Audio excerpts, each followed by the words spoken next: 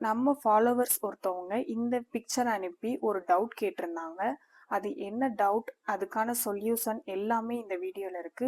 வீடியோவை மிஸ் பண்ணாம எண்டு வரைக்கும் பாருங்க. Good morning ma'am. என்னதான் நம்ம சிங்கிள் ஃபூட்டர் போட்டு அடிச்சாலும், நம்ப ஓரத்துல சங்கிலி தையல் போட்டு நெக்க இது பண்ணிடுறோம். இந்த கேப் இல்லாம ஃபினிஷ் பண்ண வருமா மேம்? மிஷின்லயே அடிக்க முடியுமா இந்த மாதிரி?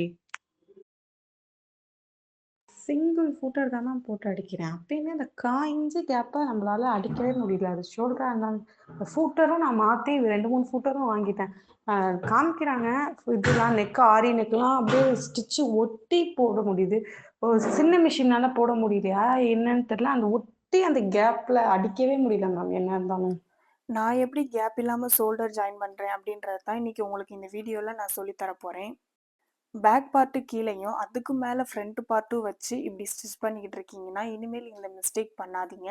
அதை அப்படியே திருப்பிக்கோங்க. திருப்பிட்டு அந்த சரி லைனும் டிசைனும் உங்களை பார்த்து ஃபேஸ் பண்ணியிருக்க மாதிரி வச்சுட்டு நீங்கள் ஸ்டிச் பண்ணுங்க.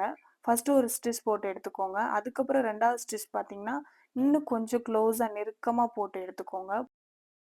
நீங்களே பாருங்க எவ்வளோ கேப் இல்லாமல் ஸ்டிச் பண்ணியிருக்கேன்றத. இதுக்கு நீங்கள் பவர் மிஷினில் தான் ஸ்டிச் பண்ணணுன்றது இல்லை, நார்மல் பெடல் மிஷினில் கூட நீங்கள் ட்ரை பண்ணி பாருங்கள், இது ஒர்க் அவுட் ஆகும்.